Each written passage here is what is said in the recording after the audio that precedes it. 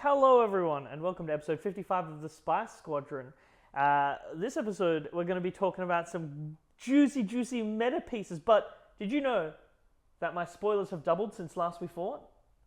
Ooh. They have! There have been a lot of spoilers coming out thick and fast. I haven't been able to keep up with them, I'm not going to lie to you. There's definitely cards that I will look at in a month's time and go, What is this? What? When was that released? I'm keeping up with them. I'm keeping up with them. Yeah, every single card. Yep, every single one, including that Padme trick upgrade. Let's go. Yeah, that certainly was a card. A good card, an interesting card. A good card? No. Yellow has no good cards. No good cards for yellow. No good cards. Zero Speaking good cards. of good cards, though, there have been some good cards released. As usual, we're going to be going through the legendaries and the leaders that were released this week. We have 3 legendaries and 2 leaders to talk about. So let's get into that by starting off with a card that was released just after we filmed the last podcast. It's Ki Adi Mundi. Ki Adi Mundi. Here he is. Composed and confident. Not me at any of large tournaments. I am not composed or confident. That is fair.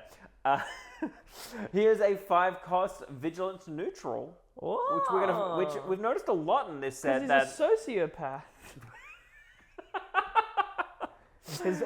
He had like 5 wives and they all died. And Anakin was like, "Aren't you upset?" And he goes, "Nah, man, you just gotta let go." Lordy. He is a 5-cost 5/7 Force Jedi Republic. Say that again. Force Jedi Republic. Not that. What? Not the best keywords in the game? Oh, no, that's key. It's Republic. It's Force. It's so good. No, I'm talking about a 5-cost 5/7. Absolutely. That's better than the Obi-Wan leader. That is very... You can run him with the Obi-Wan leader if you want. Yeah. Both come out the same turn. This is just a better Obi-Wan leader. Speaking of which, he does have an ability to go with his amazing stat line. Of course he does. He is a legendary. Poor mama. And it is Coordinate, which traditionally has been a little bit under average, but this Coordinate is a very interesting one. And it says, Coordinate, when an opponent plays their second card each phase, you may draw 2 cards. Now, the important thing with this card is, let's say I've got 2 units on the board, and James brought this up to me earlier. And then my opponent, plays a card, and then I go, sweet, play Ki Adi Mundi, and they go, oh, I'm going to kill him. That's still their second card. Ki Adi Mundi counts just the number of cards played in turn, same as Relentless does. Yeah. It doesn't have to see it. So you still just draw 2. You pay 5, play this guy, they waste a piece, remove, you draw 2. Or they don't do that, and you've just got an aggressively costed 5/7 on board. Absolutely, yeah. So how Relentless works is, essentially, if they play a card, then you play Relentless, and they play another event, it does not blank that event because it's not the first event that they've played that turn. So Ki Adi Mundi will work the same in knowing that it is the second card that is played, not the first. Yes, I think this guy's really good. I'm going to give him a 4 out of 5 on the Spiceometer. Yeah, just the aggressive costing of him. You only need to get this ability off once in a game for it to be extremely helpful and extremely effective. And just with that 5/7 stat line, he's going to be tough to knock away. And he's coming down, 2 turns before, our 7-cost Force units of, Luke and stuff. Yep. So he's just going to be hard to remove. And honestly, this is going straight in a Han deck where you're playing him for 5/5 for 4. Yes, please, thank you. I think, even if he's not, paying 4 and just 1 with the forcing him and just being cool. Here's my 7/9 shielded, attacks, and then I can draw 2 cards if you try to do anything to him. And then, run Covert Strength with this guy. Run It Binds All Things with this guy. Put a Jedi Lightsaber on him and make him an 8/10. We're getting more Force units on curve, and that's huge. Being able to, because now we can probably start to build a Force deck because you can curve out with the cards, which is huge. Another neutral blue legendary. There's another neutral blue legendary. It is. Interesting. Yeah, that's what, I thought that too. It is the first of many war crimes, the invasion of Christophsis, where notably Obi-Wan Kenobi committed a false surrender. War crime. War crime. It is a 15 cost. It must suck. That's the most expensive card in the game. Separatist plan It is Sorry, go back. separatist. Ooh, that's a good keyword, but I won't tell you why until later. Plan. That sucks. No? Nothing there. It's just the first one? Yeah, just the first one, sorry. if that's okay. Exploit 4. Oh, Lordy. Do you remember in the last video where we talked about probably Gore? the only set exploit 3. We talked about Gore and you're like, man, exploit 3, that's probably it. That's probably all we're seeing of that. That's really strong. And I was like, you're right. Exploit 3 is really strong. It would be wild if we saw more than that. Or exploit 3 becoming a common thing. Well, we've got I was so wrong. There's like 4 cards. I was so wrong. There's like 4 cards that have been released in like the last week that have like exploit 3 or higher on them. It is crazy. It's wild. But it says choose an opponent, That's defeat each unit that Choose an player opponent. controls. Choose an opponent. Choose an opponent. You're my opponent. You are my opponent. I will sacrifice 4 of my battle droids, and I will pay 7. You are my opponent. You are my opponent. Defeat each unit that player controls. Yeah. So you it's can essentially burning your own, some of your own board to do a big attack and kill all their units. You might be going, wah, pay 15? Oof. But an exploit? Oof. I'm practically just nuking myself then. What if you could super laser blast and still have resources left over? What if you're a blue hero control deck and want to be able to super laser blast? What if you super laser blast and keep your leader? These are a few of the things that this war crime battle... Why couldn't it have a war crime tag? Don't think they're allowed to put a war crime tag on their cards, Reese. Battler Christophsis can do.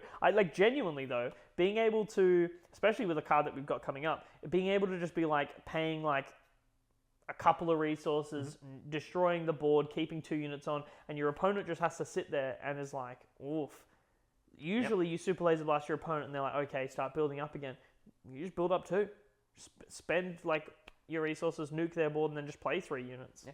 This definitely has its downsides and its upsides. I think this is a card that is going to be obviously quite niche towards that control deck archetype. Definitely a control card. That's who wants to be playing it anyway. So if it is pushed towards that control deck archetype, then well, they're the ones that can play it, and they're the ones that can use it, and they're the ones that want to. So it kind of has its own benefits. Like you can easily be like, well, if I just played one really strong unit to turn and that was my entire game plan, this isn't very good for me. And you go, well, yeah, but neither is Super Laser Blast. And that's why a sideboard exists.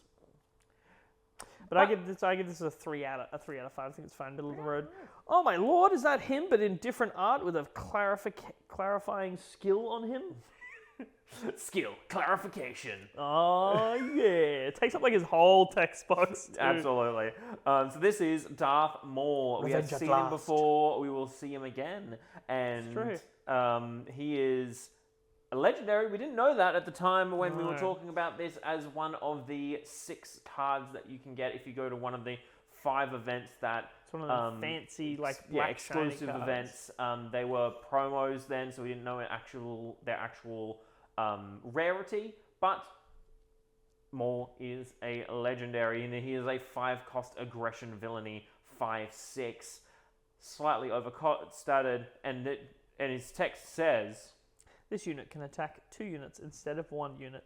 The unit deals its combat damage to both defenders, and they both deal their combat damage to this unit. All damage is dealt simultaneously. Now, if someone has just to get it out of the way, because this is the first question most people have. Hey James, if I have Maul and you have an Echo-based defender, can I choose the Echo-base and another unit? And the answer is... No, you cannot. Because the Sentinel says that you must defeat this unit before you can attack other units in this arena. So, yes, Maul can attack 2 units, but you still can only attack eligible targets. Meaning, if they had 2 Echo-based defenders, then yes, you could target both of those Echo-based defenders and kill them both, and damage would be dealt to Maul. However, if my opponent has 1 Sentinel, you must attack that 1 Sentinel, and you don't get to do the 2 attacks. You can't just be like, oh yeah, 10 damage straight to... It's just 1 instance. This is very clearly worded, not as attack, then attack again. No, it is... It is 1 attack that is affecting 2 different targets. Now, all the rules of attacking still apply. To talk about some good stuff with this, we did mention it. But to refresh your memory, shoot first. Fantastic. Then you've also got ECL. Just ECL this in. Like just pay 5, ambush this guy in, knock knock. Who's there? Darth Maul. And now that we've seen the Maul leader last week, we know that we can flip Maul and then ECL him in and go, oh, by the way, this also has Overwhelm. And if you hit their 2 battle droid units, you're hitting their base for 8 damage with a 5 ECL and the Maul lives. Whew.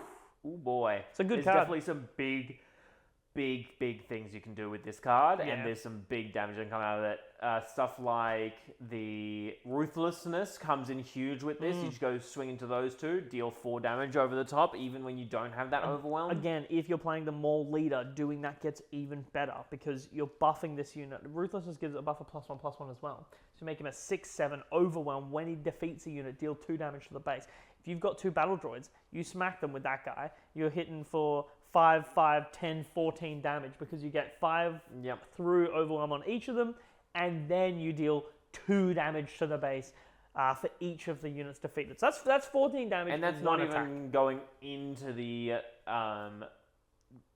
full-on lightsaber shenanigans you can get into with this guy. Yeah, you just put full-on lightsaber on this guy, ping everything for 1, and then just smack 2 things, and he's at 8, 9. And again, I think his synergy does work best with the Maul leader because you get to make the most out of the fact that he has Overwhelm. So that's why or at least I keep coming back to it, is if you do that again with Overwhelm, that's pretty good. Absolutely. It is a card that is dangerous to leave on the field. This card is also super disgusting in decks like GI as well, because you can, although you can't untap him with GI's ability, just being able to, one of the big things with GI is he's action heavy and can take time to set up plays, but being able to just play a unit like this and go, man, those 2 units could kill this one that I want to untap, I'll just kill them both, and then flip this and swing, and then swing, and then untap, and then swing. So he can help set up plays in decks like GI, and GI also has Fallen Lightsaber, so just might as well slap it on him when you can. But yeah, I think he's awesome, and I think being a force unit is really relevant. So I think he's a 4.5 out of 5. Absolutely. But now we move on to the 2 leaders that were revealed this week on Star Wars Unlimited. FFG's official. Yep. The first one we have to talk about is both of which are green. Yeah, I didn't expect that because we got a blue leader then a red leader. Of course, they released Obi-Wan then Maul. But then we got 2 command leaders. We've got both of the common command leaders for hero and villain respectively. And the first one we have to talk about is Padme Amidala. Gotta love paddles. Serving the Republic. She is on her leader side. She says pay 1, coordinate, tap her. Action, tap her. Action, tap her. Search the top 3 cards of your deck. Choose a Republic card from among them. Draw that card. So essentially, she is an instance of consistent draw. Now, how consistent it is a little bit iffy. We're still on the fence about how good this coordinate keyword is and whether we're going to be able to get it moving. We're going to be talking about more in just a little bit later when we get into the mechanics and how we move into set. When we talk about what we think our meta predictions for set 3 are, which factors heavily into exploit and coordinate. Absolutely.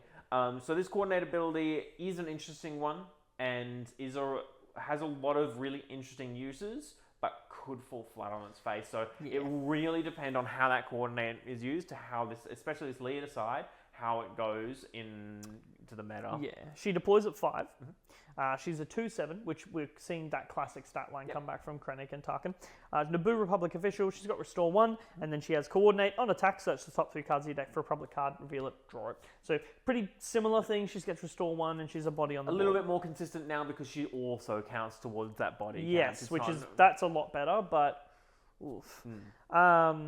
Imagine if we get a leader later on that's like, this leader always counts towards coordinate. Fingers crossed for Rex. That'd be awesome. In the leader area, that, again, fingers crossed for Rex. That'd be that so would be cool. really good, right? Even just him saying this unit counts as a unit for coordinate skills for clones. Like that would absolutely. that would be great. And he's a rare, so he could. We've seen on the back of the pre-release kit that they spoiled. Rex is a leader. Yep. We don't really know a lot about him because all we know is a 5 cost 6 health. I'm not a huge fan of Padme. I'm going to give her a 2.5 out of 5 right now. Definitely subject to change when we do our tier list for this set, for our leader tier list. Going to break out the board again. This next leader, though, as some of you may know, Kaine is my first favorite Star Wars character. My second favorite Star Wars character is Count Dooku. The Count himself. Face of the Confederacy. One exploit. Ha ha ha. 2 exploit. Ha ha ha. Certainly not 3, though. Certainly not. Count Dooku is command. We were surprised about that a little bit. Thought he'd be vigilance. We were expecting vigilance, but no, command it is. Command makes sense. If I had to pick a second aspect for him, it would be command. And again, like he is there, like General Grievous is a general, but the person who actually, to the wider universe, who can't see Palpatine's machinations, believe that Count Dooku was the leader of the Confederacy. Yeah. So they don't know that Count Dooku has a master. To them, it's just, this guy's the guy who started the war. This guy's that cool guy. Love that guy. But his ability is action, tap him, play a separatist card from your hand. It gains exploit 1. So for those of you who may not remember, exploit 1 reads, you may defeat 1 unit you control. If you do, that card costs 2 less to play. That's brutally good. We saw a couple of cards that work really well, and we'll talk a bit more about Dooku later on because he does factor in heavily to the meta predictions. Absolutely. But just any card that when defeated makes a token. Amazing. He flips at 7. He is a late flipper, but boy, does his stats make up for it. Take it away. He's a 5/9. He's a 7 cost 5/9. 4 separatist Sith. He's 1 stat point higher than Vader. He also has Overwhelm passively. I forget that he has Overwhelm. He just has Overwhelm. He literally just has it. Because he's a fencer. Remember the time that Anakin and Obi-Wan fought him? Anakin lost a hand. To Overwhelm damage. But that's all he does, right? Oh no. On attack, the next separatist card you play this phase gains exploit 3. And I want to be very clear to every single person that is watching this. Exploit is a numerical keyword. And numerical keywords in SWU stack. So if I play a card that has exploit 2, or let's say I play the Battle of Christophsis that has exploit 4, it's got exploit 7. So I could pay how much is that? I pay 1 resource. 1 resource. You pay 1 resource for Battle of Christophsis. And kill 7 of your units. And then you nuke their board, and you have a bunch of resources left over. I think that's amazing. Most important thing, though, is it's not play a unit. It's the next unit you play. So if you want to ECL something in, you can. If you want to timely intervention something in, you can. That's wild. Yeah, absolutely. It really gets a huge buff. And we've talked about it in the exploit keyword before, and we're going to talk about it more as we get closer and closer to the set, that this exploit keyword is not an action. No. It is not an action. It does not cost an action. No. It is just an additional thing to playing a unit. And that in and of itself is crazy. It is genuinely something that is going to push exploit to be one of the best keywords in the game. I give Dooku 4.5 out of 5 on the Spiceometer. Not surprising. But enough of that. No more spoilers. Get out of here, phones. Get out of here. We're going to get into the meat and potatoes. The potatoes. So set 3, we're getting spoilers very quickly. And a lot of what we talk about in this episode is very much subject to change. And we'll release a follow-up episode later as we go. Same with an episode reviewing a lot of the main spoilers. That'll probably be something about what to look for in pre-release and draft. We talk about a lot of good cards. But we wanted to just get in early and talk about our set 3 meta predictions, and then we'll release another video later down the track, closer release, about how that's shaping up. Firstly, do you just want to go by color? We'll start with blue and then just go through from there and just see how we're going. Yeah, well, absolutely. So we haven't seen a lot of blue. No. We have seen a couple of things that make us inclined to believe that it may be a situation where blue villain moves towards the more Night Sister kind of area. Yeah. Mother Talzin Yeah. possibly as a leader. We saw like a Night Sister card on the back of the box art for the boxes, and then with Dooku not being a Vigilance leader, that leaves 2 slots. And one of the only characters that I can think of who's a Force-sensitive, vigilant character, Mother Talzin. Yeah, absolutely. So that is... obviously, exploit is going to be huge. It's going to be interesting to see whether they move. Like we've already seen a couple ones move towards that droid kind of We've area. seen a wartime profiteer is a 2-cost 1/3 when it dies, make a droid, and then we've seen a Magna Guard who's when it's played or when a unit you control is defeated against Sentinel. So that's kind of interesting. But we've only seen 2 blue villain cards and absolutely 1 blue hero. No, we've seen Obi-Wan's fighter as well. Yeah. So really interesting to kind of delve into what that could mean going forward. And I think the on defeat is kind of following in the same footsteps as what we have seen in set 2 in Villain Blue, as this kind of really interesting, you see it in both Kira and in that Hondo Blue deck, where they're playing those 2 costs with shields and getting a lot of value out of units. And I think that is something that's going to be coming forward in the villain, as we've seen here. Like that 2 cost that on defeat creates a droid is just value central, especially in these situations where there is only 2 keywords in the game.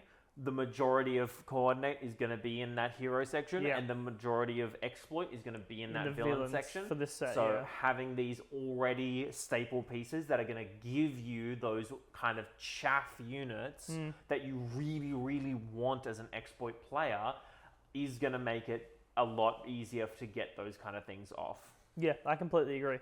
And I think that's the biggest thing. I think when it comes to set 3, I think we're just going to see more of the same for blue. I don't really think it's going to go too hard. I think that we've got a lot of unmitigated removal for blue. We have heaps of, we were talking about it before, and that's currently what makes blue so good. And now... And blue is one of the top colours at the moment. You'll see it all over the place with all these control decks that are coming out. The Kiras, the Rays, the blue Palpatines that have been running rampant at the moment.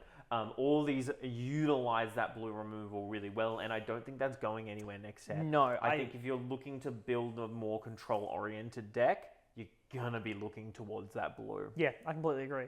I think that one big deck that I do want to highlight, and I think a leader that does get better next set, is Rey.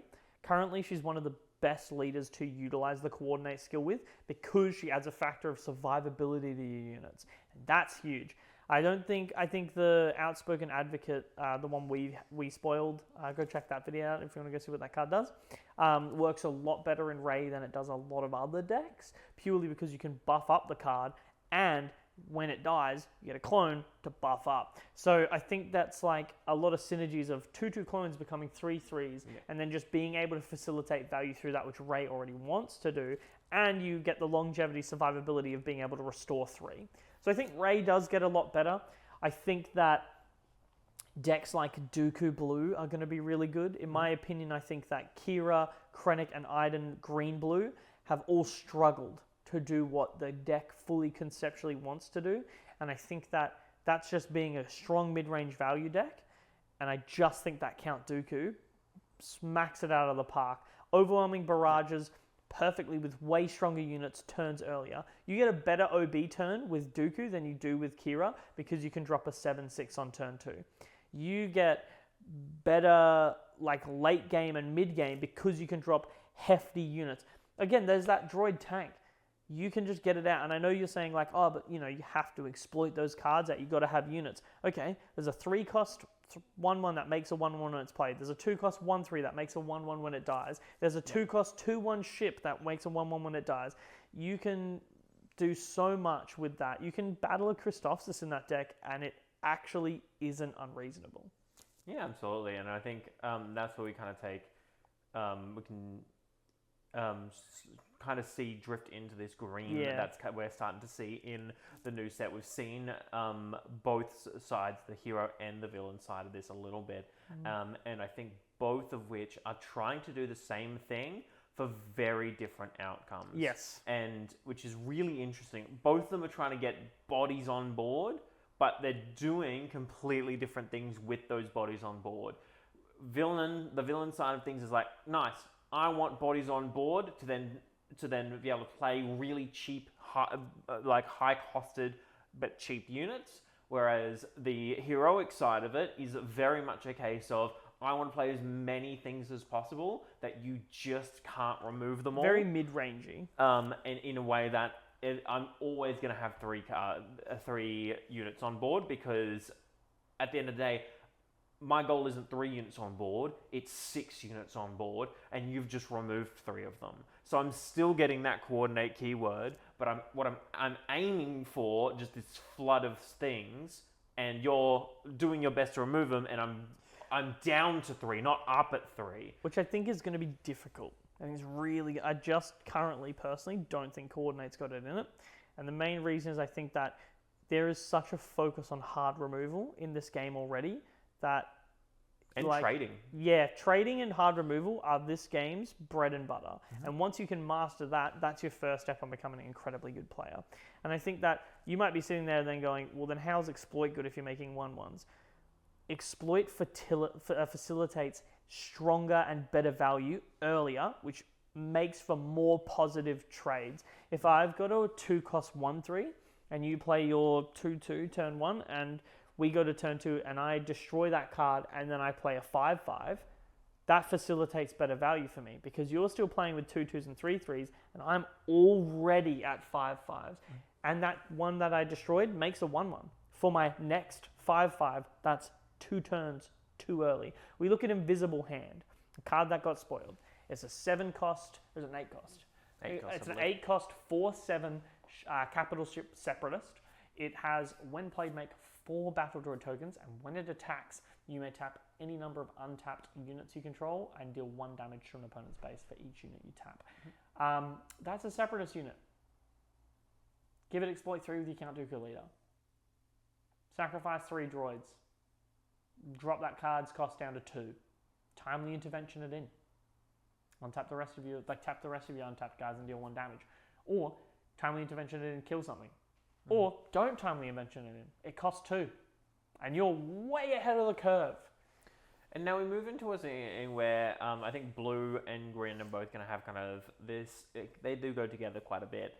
And I think it's going to be interesting to see where blue goes with this removal on this thing. And I think one of the classics in card games previously for this kind of token denial is this idea of defeat a number of units with cost up to cost 4, right? So defeat a number of units, with any number of units with total cost of 4 or more. And then you go, cool, I'm gonna kill 4 of those battle droids. That's 0, 0, 0, and 0. Awesome. And now I'm gonna kill this. And I think that's something that we could see moving forward. Battle droids have a cost of 0 or 1? Yes, 0. I believe both clones and battle droids are 0. True. Which I think, we'll see that. Like, destroy up to 2 cost of something. So it'll be like a 3-cost blue card. And at first glance, you might read that and go, that sucks. Well, it doesn't, because if your opponent's got 3 clones and a 2/2 on... Like, 3 clones and Echo. So their board is 10 damage. Echo and 3 clones is 10 damage because Echo's a 4/4, 2/4/6. And you go pay 3, kill your whole board. We could definitely see cards like that to help mitigate tokens. Yeah. And I think that'll be really interesting to see where blue comes along with that. I think it won't be rampant. I think they might try and cut down with it because both Exploit and Coordinate do. I think they're moving towards... I think looking at what FFG is trying to do, it does seem like they're trying to move away from... the control. They're trying to move away from currently in SWU, every deck is a variant of control. except for Sabine aggro. Because Boba is still an aggro deck, but it still has control elements with ping and stuff. And then we look at mid-range decks like Red Cat, go check out the gameplay. And that card uses a lot of removal and trading, so it's not really a mid-range deck. And then you've got, obviously, your actual control lists, Palpatine, like Iden, Kira. But it's moving away from the running 20 removal cards in your deck that are all events and then running a bunch of good units, and moving more into how can I gear this towards running just a bunch of good units and then, exploiting out bigger units, or, spamming out units to trigger coordinate. So, which I love. Absolutely. And the nice thing about that is it does take the introduction of this kind of go wide strategy that we just haven't been able to get before. It's been teased in set 1. They were like, green is go wide. Yeah, is 100% going to reduce this absolute value of these absolute powerhouses like Power of the Dark Side. Power of the Dark Side, like Fell the Dragon, like Vanquish, and like Rivals for all 4 of those cards. Even Takedown. Take a massive hit because I can't kill 4 tokens with them, and I can't spend 4, 5, or even 6 resources removing 1. Yeah, you don't want to justifiably spend 4 resources to kill a token. Make an Opening gets a lot better this set, though. It doesn't. Make an Opening gets a lot better, but again, you're only removing a token, and you're having to spend a hard removal card to do it. So that's what I think. I think James is right. Where we'll have to see a shift into, which is why I think maybe the Obi-Wan leader might be underrated, because we'll have to see a shift into, hey, maybe having a Sentinel in your leader area this early is pretty good, because your opponent has to attack them. And if you use a card like the High Ground, you could turn your opponent's whole turn off if they're an aggro deck. I mean, imagine flipping the Obi-Wan leader and then your opponent goes, okay, swing this guy into it and you're awesome, pay 1. If you want to attack Obi-Wan, you get -4, -0 every time you attack him this turn. Yeah. It's pretty good. Yeah, absolutely. It's definitely a thing that can... Eye of the High Ground definitely is a card that can shut down turns. And especially, obviously, the idea is that it is used on a Sentinel, but it can also just be used on a key piece that just says, I want to be able to keep this piece. If you want to try and get rid of it, you got to work your ass off to get it. Keep the piece. But I also think then we move into a few more actual mid-range decks. Let's talk about Mono Green Palpatine and Dooku again, where Dooku can ramp out cards with Death Star DJ same way as Palpatine can, and Palpatine's got a lot of new toys to play with now. Palpatine, if you're building him blue, is a control deck, but if you're building him green, in my opinion, is more of a mid-rangey deck that wants to have a strong late game.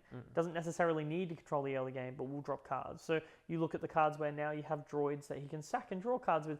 We look at the new Masameda card for him, which is a 2-cost double green 0/4 Republic official. You play that card? I'd play that card. Damn fine card. When you play another unit, you may exhaust this unit. If you do, look at the top 4 cards of your deck, reveal a unit, and draw it. Put the rest of them at the bottom of your deck in any order. Now, play that turn 1 with Palpatine. Turn 2, play an Emperor's Royal Guard.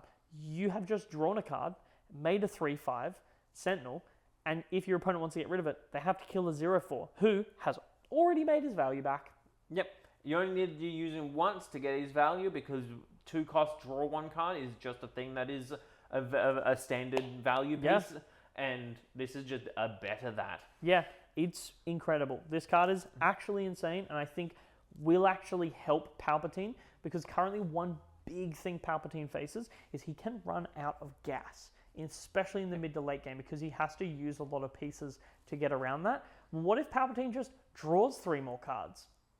What if he just has access to that now? What if he just gets another really usable official? Because you've got Yularen, and he's great. But then you've got, Taj and Piet. A turn one official has been hard to find for Palpatine. Genuinely and has. Absolutely, genuinely, this is one that will 100% be going in my Palpatine decks. I completely agree. And I think that even if you're not Palpatine and you're playing, you want to build a double green Padme, well, look at this card. Awesome. So what you're telling me now is I have a 0/4 coordinate piece, hard to remove, he's going to stick. He's Republic. he meets the keyword requirements for your deck's archetype. And he's going to draw you cards when you play units. Cool, I will play this unit. This will get me my coordinate. I'll draw a card. I'll pay 1. I'll draw a card because I have coordinate. You've just drawn 2 cards. I think a lot of people underestimate this Padme deck. I understand that it does have a lot of caveats to it. I think with the cards like this coming through, I think we're starting to see why this leader is the way they are. Yeah. And I think if it were to be like, oh no, you should have made it free, it would have been cooked. So I think we're going to learn, even if Padme is not the best, that she could not have been better without being broken.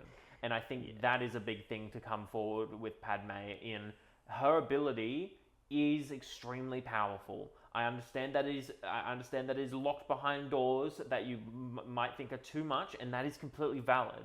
But the actual ability itself in Star Wars Unlimited of selective draw does not exist outside of expensive cards that use cards from your hand to replace it anyway. So at the end of the day, this style of draw is something you can't get anywhere else. So it is something that should be locked behind something to stop it from being an absolute powerhouse and running rampant. And if you're saying, well, why doesn't Masameda do that? He does. He has no attack and he is double green. You must be playing double command to be able to use him.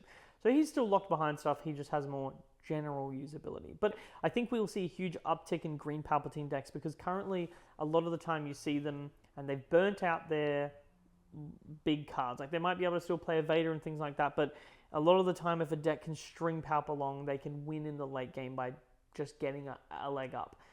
But giving Palpatine more options, even if he draws 3 more cards in the early game, he has 3 more cards for his mid and late game than he would have had before, meaning that he probably has more ways to beat other decks, especially with cards like Pillage and no bargain coming in. Absolutely. And that's and huge. Also, one of the big things is it facilitates his ramp in a way that he's not... If he keeps his ramp pieces, he's not going to go, all right, I've ramped now, and I have nothing to do with it. He's now going to be able to get those units off this and be like, oh, cool, I got this unit and this unit and this unit. Awesome, now I can play these. I can play this Relentless. I can play this Devastator now that I'm out here. What if you Death Star DJ draw you 2 cards in Palpatine instead of 1? Crazy. Yeah, because you just played Death Star DJ, top 4, add another unit to your hand, pay 1, kill him, draw a card, ping something, put it in the resources. So, Masameda's going places, and he's going places in already good and well-established decks. Yeah. And that's kind of where I think Green is heading this set. It's very clear that Green is, I say finally, because no Green deck yet has really fully paid attention to it, but Green has finally taken on its go wide, play unit-centric tactics. We'll see Pong Krell's more. Yeah. We'll see Masameda's. Masameda and Pong Krell combo is kind of crazy when you think about it, of going, awesome. When I play a card, I get to draw a card. When the card dies, I get to draw a card. If we get some sort of payoff, I think one of the big things with this is we also need payoff of hand advantage as well. We needed this ability to kind of continuously be able to go, awesome, here's threats, and actually have a payoff for having those cards in hand. I mean, that's literally exploit. Well be exploit, yeah. Because you drawing so many cards, you might be like, but how do I afford it all with these resources? Just exploit cards. Once Masameda's done his job, you can't exploit him. Once you've got your 2/1 ship out that makes a battle draw when it dies, exploit it. Then exploit the droid. Or tap one and kill and draw a card. Yeah, draw a card. So I think that's definitely where we're going to see Green going. I think we may see people actively choosing to play mono green over other types of deck archetypes because you can finally start building the deck you want rather than being like, there's not enough of X type of card I want for Palpatine, so I'm just going to play Palp Blue. Now you can be like, okay, well, because Palp Green has Masameda and has this and this and this, it has a clear advantage over Palp Blue. Yes, Power of the Dark Side, but I would feel more comfortable running a deck that draws me 2 to 3 cards every turn, so I'm going to play green. Absolutely. Which I think is great because we see a more unit focus on these decks, meaning that control, you can still play it, but now we have more unit-based value decks rather than event-based value decks. I think that's huge. I think it's really good for the game. Yeah, absolutely. We're going to move on to yellow now. While we were. Boba Yellow is a deck that exists in Star Wars Unlimited, and now we're moving on to set. red. Boba That's Yellow. a lie. Boba Yellow will exist next set. That's just how it's going to be. He'll we- still be there. We talked about it a bit last week, and it's still our kind of view on what's going to be happening into the meta next set, and that is the yellow of set 3 is separatist-based meta and separatist-based things. We can see it in the Grievous leader. We'll see it in the other leaders that come out. At the end of the day, as generic as Boba is, these leaders that are synergized around this separatist archetype are going to have a leg up on Boba. Boba, and I'm going to call it now, isn't going to get a named card this set. Because if he does, then there's clear favoritism going on, which is another problem. Somebody very high in FFG really likes Boba Fett. Yeah. But at the end of the day, it would be crazy for them to release another named Boba card. So we kind of can rule that out. And rule out really a lot of support into that bounty hunter archetype. Yep. And I think that's the biggest thing. I think Boba Yellow will be just as strong as is now, and everything else will catch up a little bit more. Yellow actually doesn't seem like it's going fully separatist, but it does seem like it's leaning into a bit of the underworld, but a lot of just droids. Just droids. Like, it's just like, it cares more about the droid keyword than the separatist keyword. I've seen one card thus far that has made me go, that's good in Boba. But I've seen a bunch of cards that make me go, ooh, General Grievous. The base, obviously, when I saw that, as we talked about in the last week's episode, go check that out if you want a bit more info, I went, Boba. But recently, we've seen a lot of cards come out. There's a new tactical droid. There's a ship, Grievous's ship. Actually, I think it's called like the Fiend or something. It's a 1-cost, 1/2, but you can tap the Grievous leader or a droid when it attacks to make it a 3/2. So we're seeing more cards like that, not to mention cards like Magna Guard Wing Leader, attack with 2 droids, and that will slot straight into my Grievous deck. I'm actually really excited for a Grievous deck that isn't all exploit, but actually is mid to high bodies. Mid to late game, it exploits all of the early bodies to get out big cards like the Invisible Hand, Grievous's flagship, and then paying off with cards like double attacks or things like that, which, if you might have noticed, has nothing to do with Boba. Yeah, so I think we're pretty safe in the yellow department. We can see that going. My hope, beyond hope, Better capture.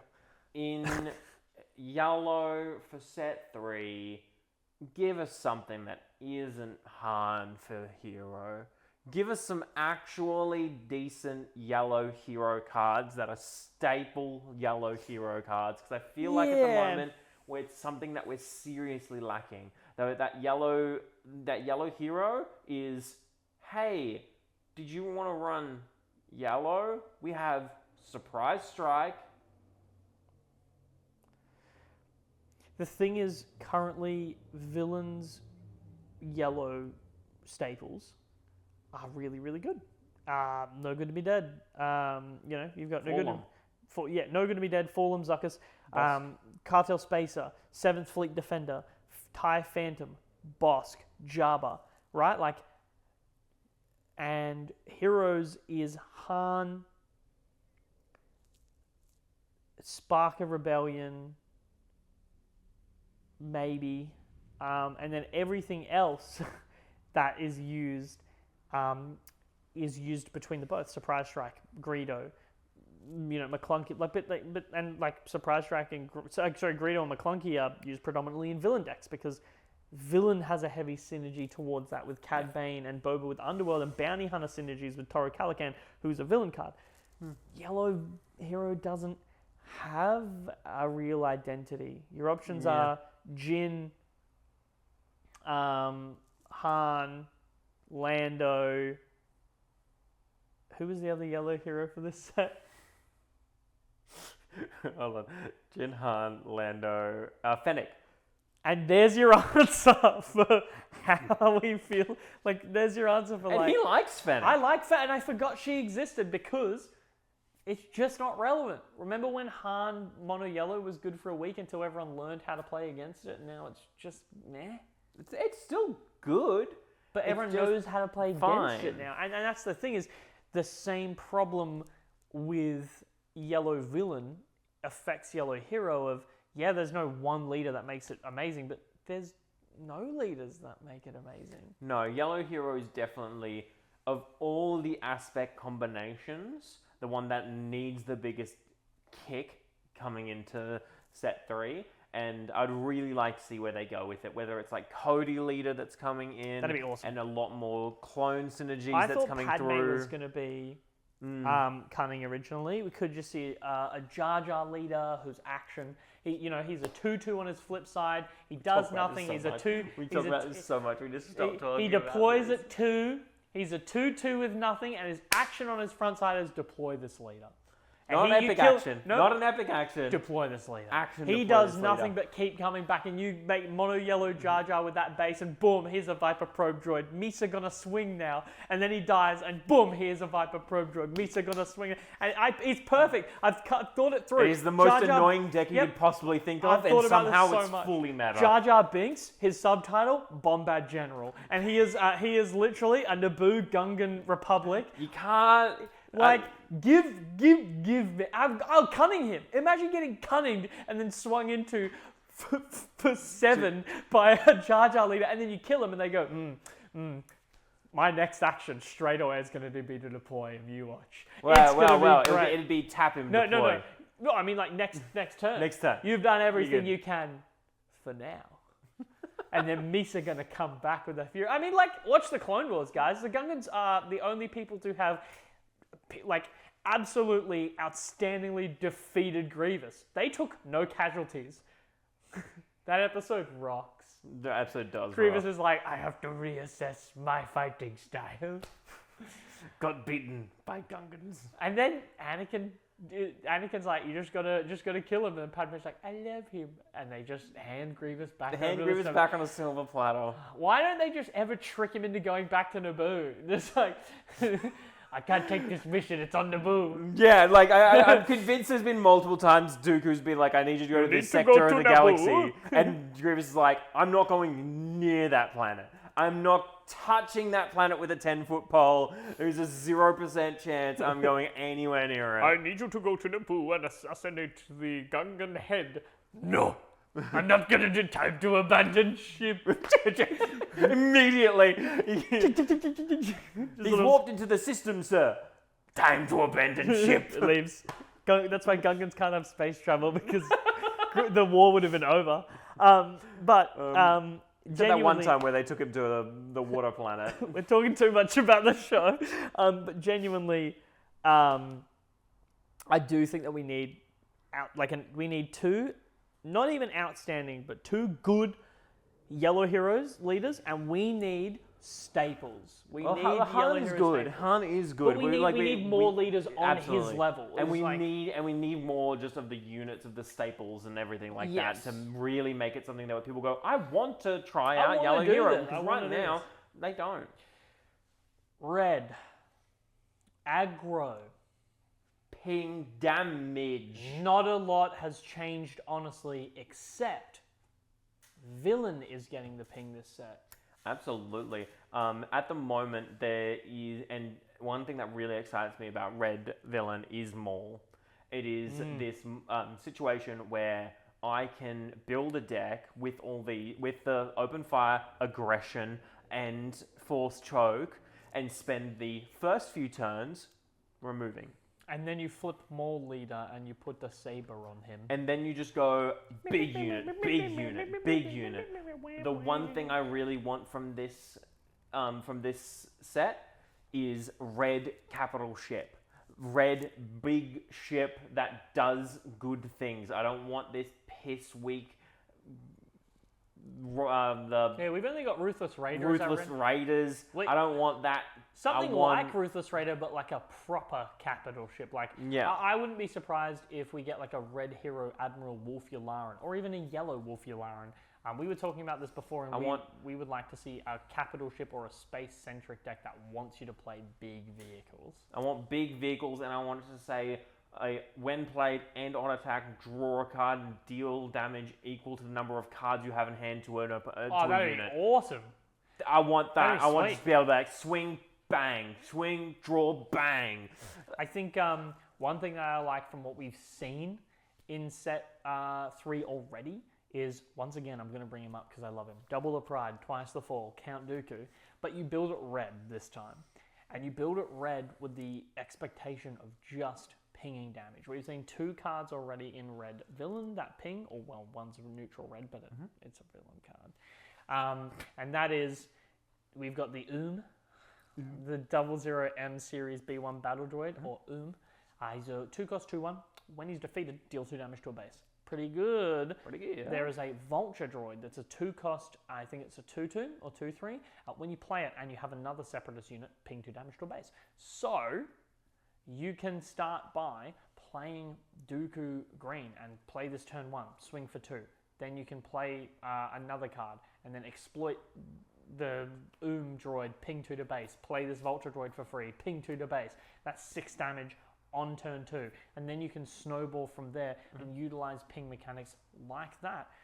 We're also seeing a resurgence in the Trooper keyword. There is a B2, I think like rocket droid that got shown off. And we will see it a lot actually, because clones and the droids both have the Trooper keyword. Yeah. So all the tokens that you create are troopers. Taj. I think we could absolutely see a resurgence of this. Tarkin troopers even. Like, I know that the Separatists is coming through to kind of replace Imperial, but I definitely think there could be something to come through with it. I mean, just putting Taj in your deck. Your deck could be all Separatists, but you still run Taj because, the card just says, like Dooku just says, play a Separatist unit with exploit. So you can play Taj, buff up 3 of your troopers, then exploit, kill Taj, play this unit for cheaper. And then you've just netted 2 costs less. So you've effectively gotten 3/1/1 counters for free because Taj has refunded his cost. Yeah, so by making something else cheaper. But absolutely. Pretty good. And that's the whole thing is like, look at how versatile this skill is. Look at how versatile these leaders are. This is where Swoo needs to head, and it's a good direction to head in. You can build Dooku as blue-green hard value. You can build it as red-green ping aggro. That's awesome. There have been a lot of people who want a ping deck. Run Vader with this kind of stuff. Still works. You can just start pinging with the Vader leader and things like that. So, absolutely. And one of the big things, and one of the reasons why I say capital ship, one of the big things that I want to see from red villain in set 3 is actually something to finish off games. I think, especially if you're splashing red into something, it's very hard to find things to kill those higher level things like open fire and force stroke and stuff. Just do not cut it at that level, and something that can just finish off games. In Hero we have things like the Cassian or the Four Calls I Believe in, stuff like that can finish off games. In red we don't really have there that is sort no of thing. red villain unit in the game that has more than 7 power. Palpatine is 6. Kylo is 6. Ruthless Raider is 4. And that's through 2 sets. There's Pre-Vizsla. Notable card Pre-Vizsla. It's a card. I agree with James. We need to see more finishes. Red villain has no high-end space. Yeah, it has power. It definitely does. It can deal damage, but it just doesn't have that thing at the end there where it can ping a lot of damage or deal a lot of damage or find a way to get through Red with a lot of villain's damage. all really mid-rangey. It has no back legs. And a lot of the cards that you would run aren't very great. Like, Palpatine was really good in set 1 when there was a limited card pool. But now he costs 8 for a 6/6. Yeah, he deals 6 damage, but there are cards that do that, but better. Look, which is going to get better in set 2 where you can kill 6 battle droids with him. But limited power. At the end of the day, there are a lot of times where I'd rather spend 5 and overwhelming barrage something. But I mean, we also say that, and then we look at, there's the card that's the grenade attack.